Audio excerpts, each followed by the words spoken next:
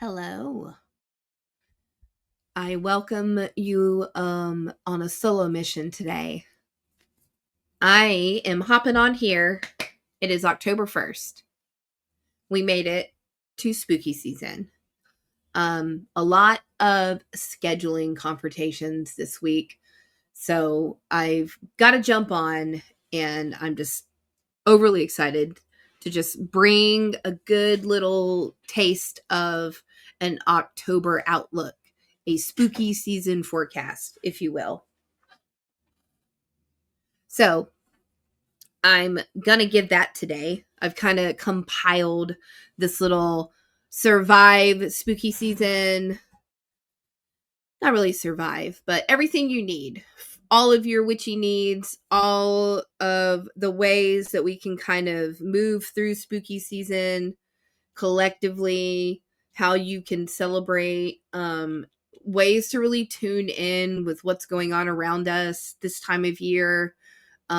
This is our time to shine, witchy friends, and it's our witches new year at the end of the month. Like we're prepping. Autumn is all about getting ready for the darker half of the year, and we're all here to guide through that. The better half of the month, hopefully through the show, if we can get all of our schedules aligned, we'll have more just like fun episodes where we're talking about spooky stuff and more just Samhain or Halloween related content that we're going to come up with and share with you here because it's one of our favorite things to talk about. I really love just this time of year as we move from October into December. The veil's thin, things get strange, they slow down, the vibe just shifts, and I hope we can all, with all the chaos afoot in the cosmos and here down on the ground in reality, there's a lot going on, but hopefully we can still kind of maybe set all of the crazy aside and really tune in to what's important and maybe get aligned spiritually and just turn inward and maybe just start that work to just feel better, feel good, and move forward with all the spookiness. The darkness teaches us stuff, right? So we just learned all of that coming off of our eclipse little shadow season. September was rough. October seems to be a little more tame in comparison, but we will get into that as well. So, like I said, can you guys feel it? Can you feel the shift in the air now that it's cooling and the shadows are stretching as like the days are growing shorter and our nights are growing longer? In October, it's here. I'm so glad. I'm so excited. I'm already making soups and chilies and spending a lot more time in the kitchen. And just already planning for all of the festivities. Not only are we moving into Halloween, but we have the whole holiday season that's right on the horizon in front of us that we're all panicking about. I'm excited. Hockey season started. We're about to move into the NHL season, so also I get to juggle that as well with staying on top of what the cosmos has to dish out for us at the same time. So, a little more work. I don't mind it. I'm here for it. Let's stay busy and get shit done. That's the Aries in me talking. And it's pumped because I know we're coming up on this big old beautiful hunter's moon, harvest moon that we're going to have in our very first week of October. October's wasting no time bringing in the energy. But this is the time of the year with the land. I'm going to talk a good bit about being outside and working with maybe like animistic energies that are around us every day. Stuff we can do right outside our front doors or on our porches or balconies or patios, that you can really tap into the collective energy that's around us by just spending a little bit more time outside in the dirt, quite literally. So the earth is settling. It's settling in for this long haul through the darker half of the month on our side of the sun or planet. So as we step into spooky season, there's going to be a whole lot of cosmic fire, like I said, right off the flip. The very first week of October greets us with a very powerful Aries full moon. This is October 6th. And right as the moon is becoming full in the sign of Aries, Mercury is also going to join the cosmic fireball of crazy, and it's going to dive into the deep waters of Scorpio. So we're going to have Mercury shifting into Scorpio on the very same day as our full moon. That's fire meeting shadow in the lightest way I can really put it. But it's a very good recipe. It brings out courage and truth, and of course a little bit of witchy mischiefness. That's why me and Bethany get along so well. I love her mischievous side. It really plays into me just wanting to wreck shit. Natalie also vibes off the chaos, so we all three are just trouble. But that's why we love it. So on October 6th, the moon will move into Aries around 12:48. That's Eastern Standard Time, and we will be full at that's 12:48 a.m. I'm sorry. And the full moon will be at its peak at 11:48 p.m. that evening. So a nice, bright, Aries-driven full moon to kick off our month. So more of an astrological weather forecast from basically today, October 1st, through October 7th. I'm going to go ahead and just set the stage. Again, week opens with Mercury. This time, it's going to be squaring Jupiter. So this will be more big ideas and a lot of restless energy. So I'm fighting that right now with very crappy nights of sleep. And I'm doing the tart cherry juice and zinc and magnesium, and I'm still struggling. So I'm feeling this hard. So this also gives us that type of energy where we're biting off a little bit more than we can chew. And here I am in the seat talking about I'm going to take on all this other stuff.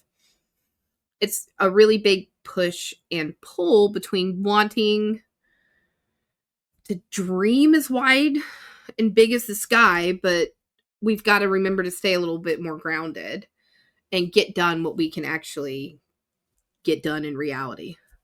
Reality and staying grounded is going to be a big thing. So like let's see, the moon will start through Aquarius. We're in Capricorn today. But we will move through, coming up through Aquarius, Pisces, and then finally in Aries, as we'll arrive at Aries.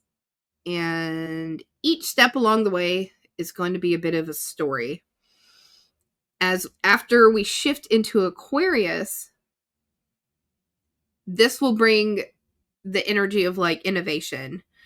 And we'll get those epiphanies and those flashes of insight through those couple of days. As we shift into Pisces, this will pull us more into dreams and our intuition and a lot more spiritual awareness. And this will be heightened as our veil is thinning.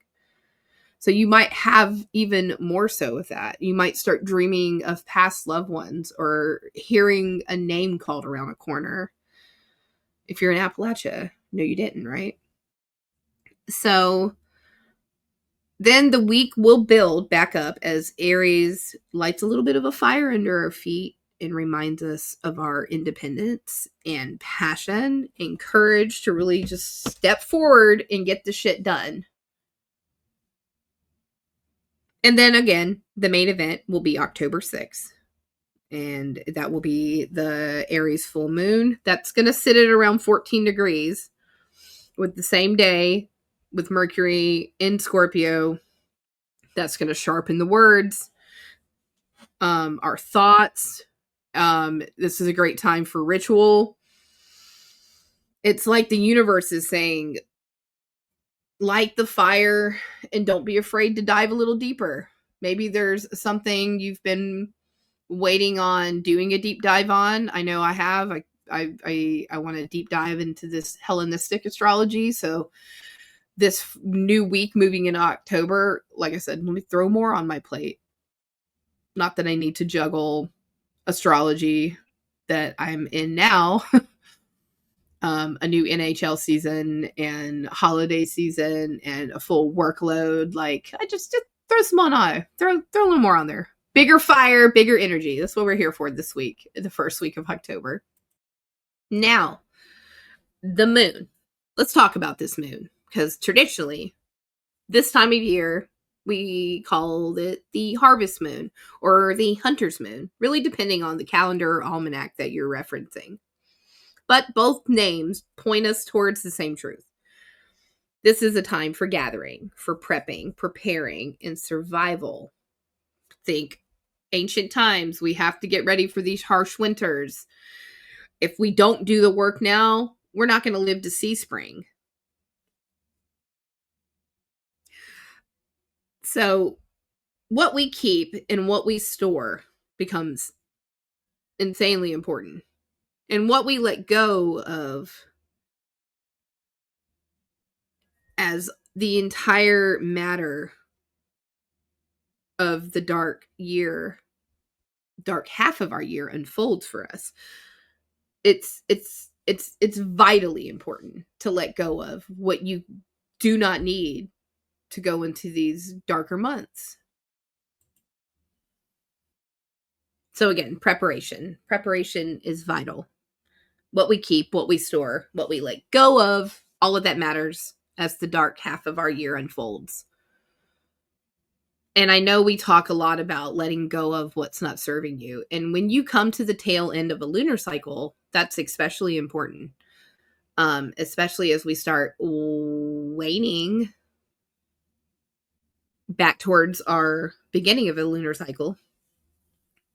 And full moons have always carried folklore that's about intensity, lunacy, and heightened emotions. The veil between the seen and the unseen get thinner. But in Aries, that energy is just fire. It's fiery. Aries is the first spark. It is the primal flame. So this moon's not going to whisper anything to us. It's going to shout. It's going to have passion and courage and anger. We have temperaments. We have tempers. We have short fuses as Aries. But we're also abruptly and brutally honest all the way to the surface. Surface level brutal honesty. So it can feel like an eruption, but it's not chaos for chaos sake. This is sacred. This is sacred fire.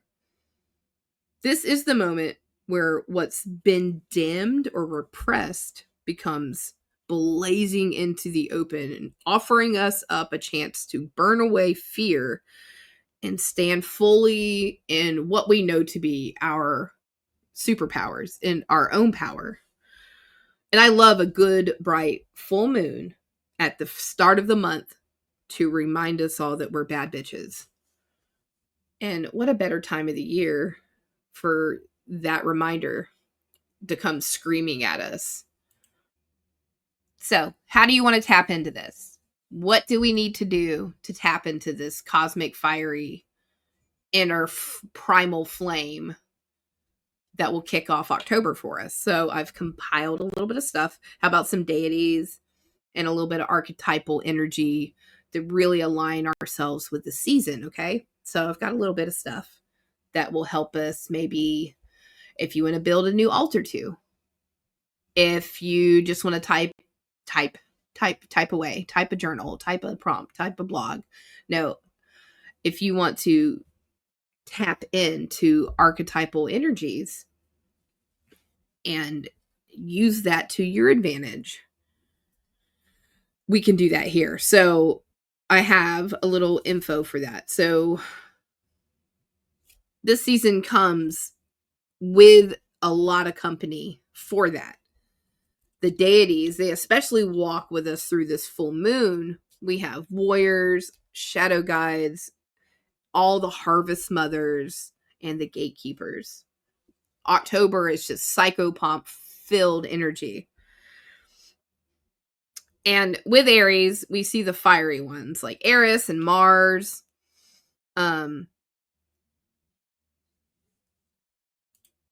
It's not quite her typical time of year, but Bridget, you could really tap into like the eternal flame that is associated with her as well.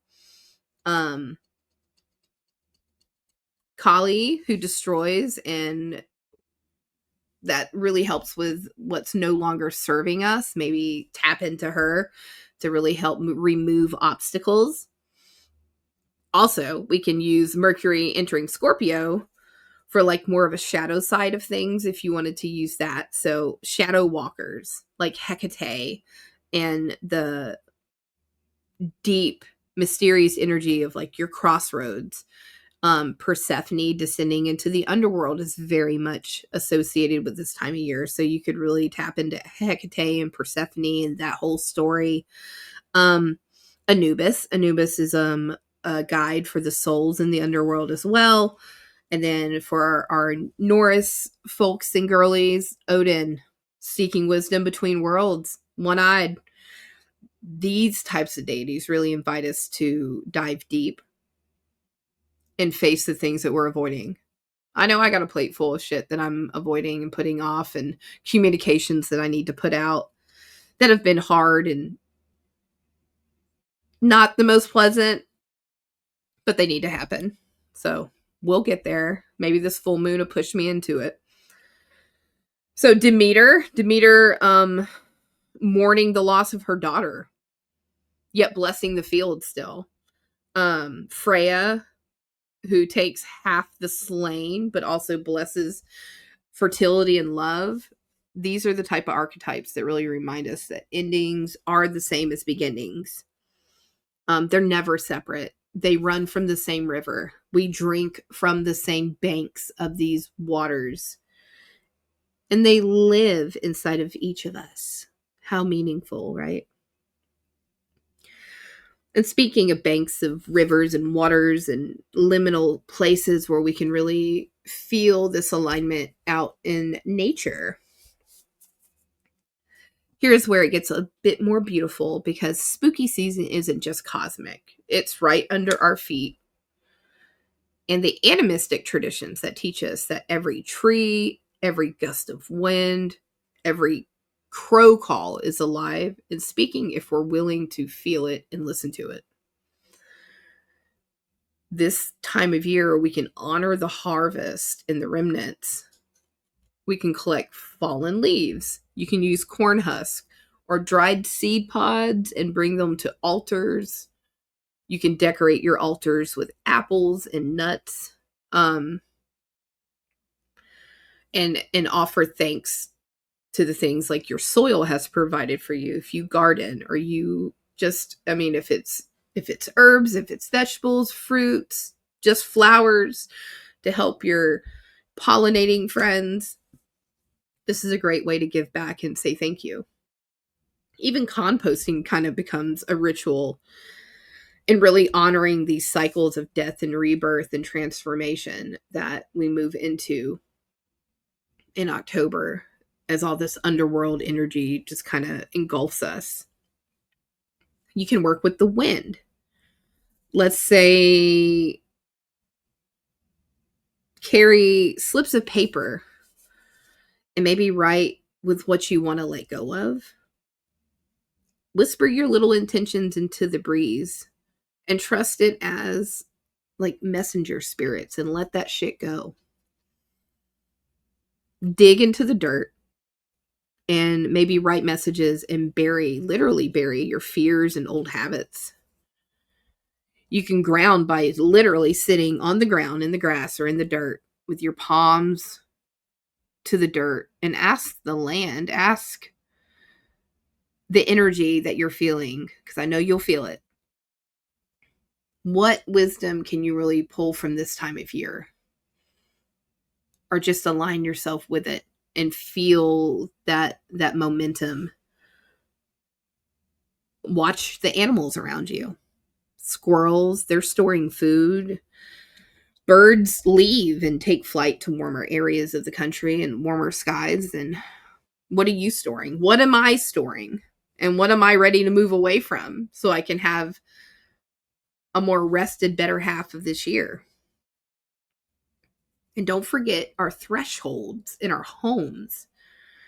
Decorate your porches and your doorways with pumpkins and corn stalks. Use your dried herbs that you've maybe harvested on your own this year. If they're store-bought, even that's fine too. I do mostly store-bought because we have not set up a proper garden yet here at the house. It's on the things to do list. But it's not just festive, it's protective, and these things help welcome helpful spirits. And it really just ties everything in to the magic of the land, to your home. I mean, your house itself is a spirit. It has an embodiment of the energy that is there every day. Talk to your house, give it a name. Name your car. You're in it every day. It protects you. It gets you to the places. Tell it thank you.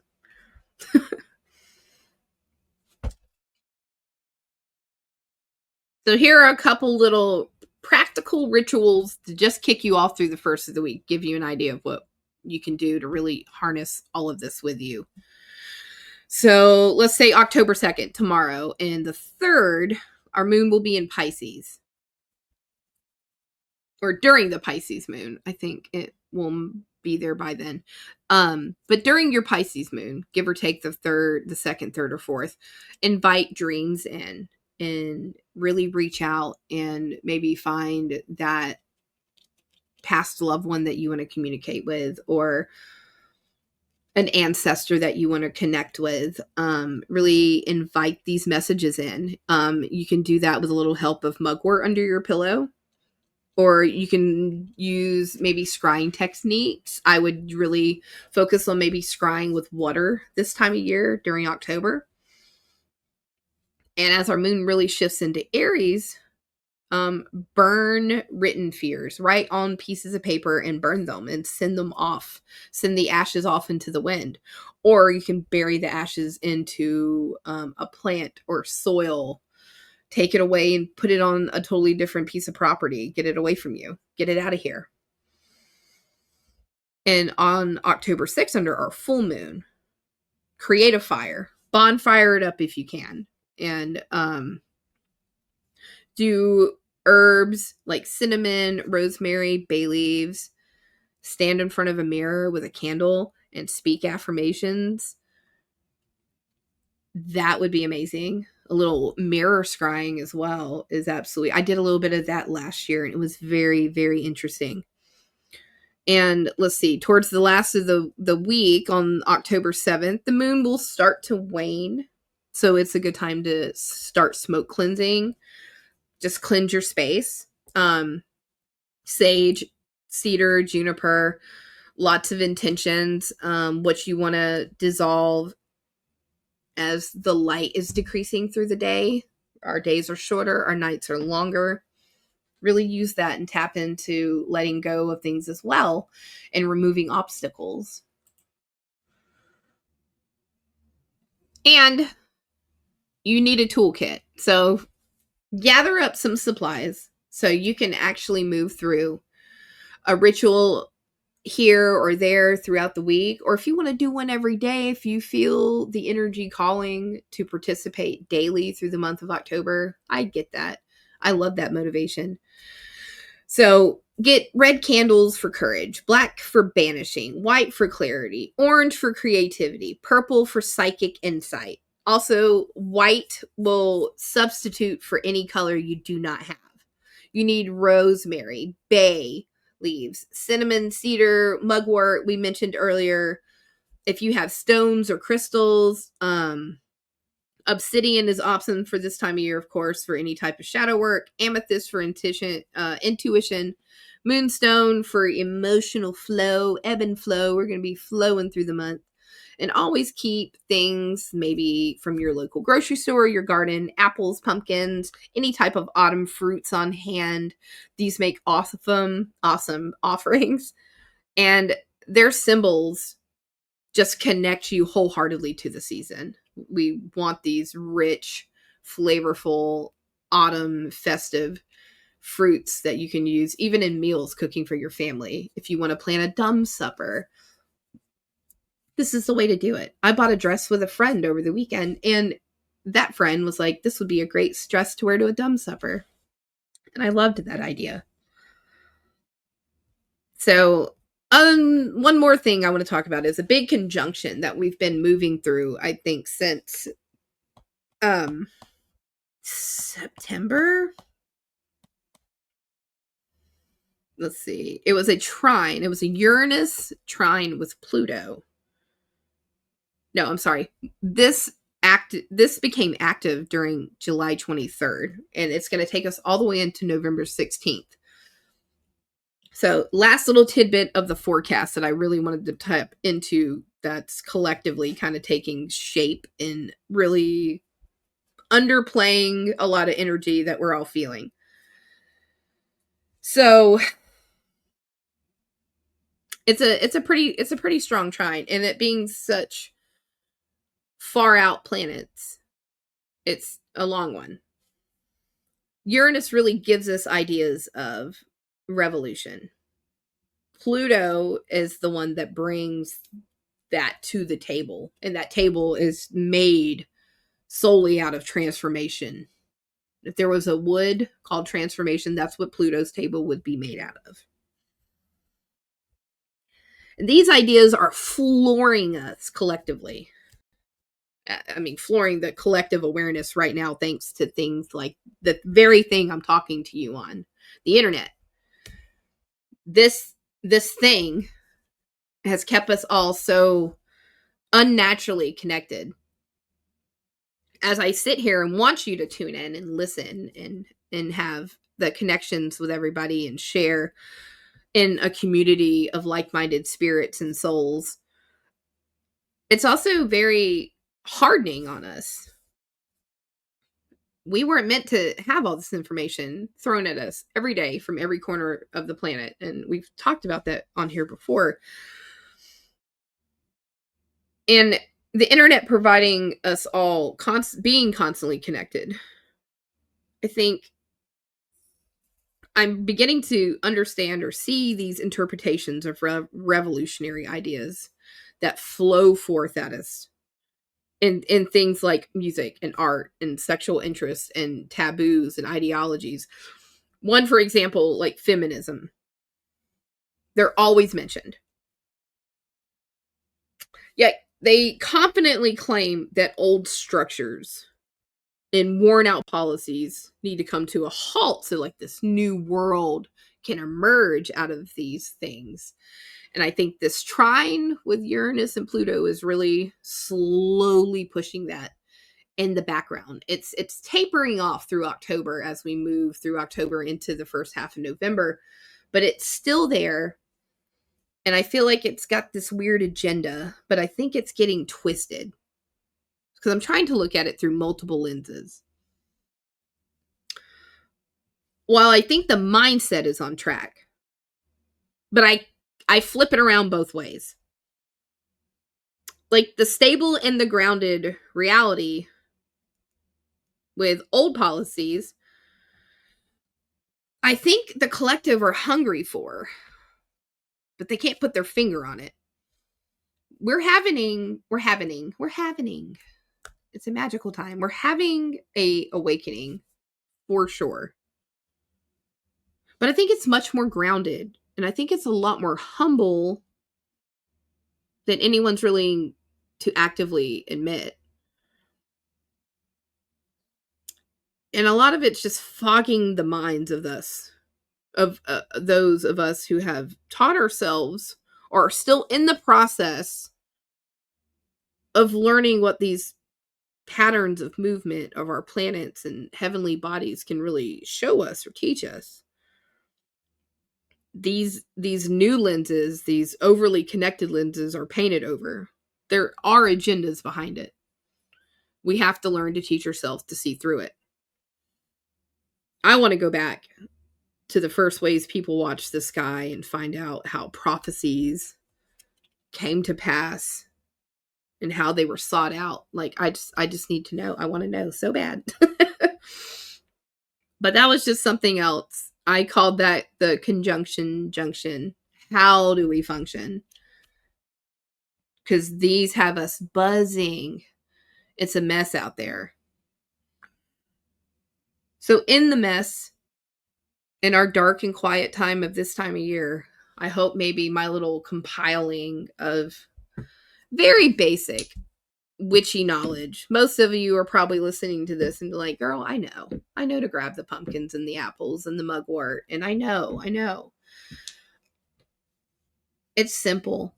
It's quiet. It's calming. It's something to do on your own. You don't need a big gathering to do any of it to really align with the energies that are going to really kick us off for the month.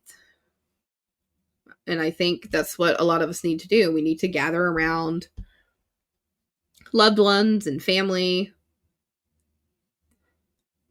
blood, or those who we've adopted as family, and really turn inward and just really sit down and see what's more important than all the crazy. Or let go of the ones that you sought shelter and home in that taught you otherwise. This is that perfect time of year also. Like you can take that deep dive into emotional understanding through all of that Scorpio energy that Mercury is going to take us into, because our words will get harsh. They will get deep. People might not be ready for the undertow energy, that the ocean floor level of Scorpio that can bring us. So hopefully your October will bring you abundant blessings and beautiful messages from beyond. If you tune in, slow down, quiet, and listen. Carve a pumpkin, light a candle, lay on the dirt, and call it a day. And the messages will come. They will be received loud and clear. Or maybe just with a little whisper in the middle of the night and scare the shit out of you. Either way, win-win. So that's my little brief for the kickoff for October. I have to get ready to go to work now. But I'm going to line up with Bethany and with Natalie, and we're going to get some spooky stuff going. We're going to talk. I want to do a transit chart comparison for like the Salem witch trials. So hopefully that'll be coming up. Might try to pump that out this weekend. I think we also have a Bless Your Chart volunteer. So all water, which is also super exciting. This person is all water in their big three. So I'm super excited to dive into this chart. That will be great for moving Mercury into Scorpio. Just all watery. And they also work with some really interesting deities too, which I will also talk about. So good stuff to come. We'll talk about some southern cryptid awesomeness and weird stuff that's down here in the deep south, and how we'll move through that through our veil thinning awesomeness. And we'll be back, hopefully with the whole crew or part of the crew, or if I get a pumping out on my own. I'm pretty sure it's a little bit more entertaining when there's more back and forth commentary happening here, but it was just one of those things that I was determined to get out today on the 1st of October. So here we are. All right. Well, moon watchers and moon peoples, like always, we will see you next moon phase. Bye.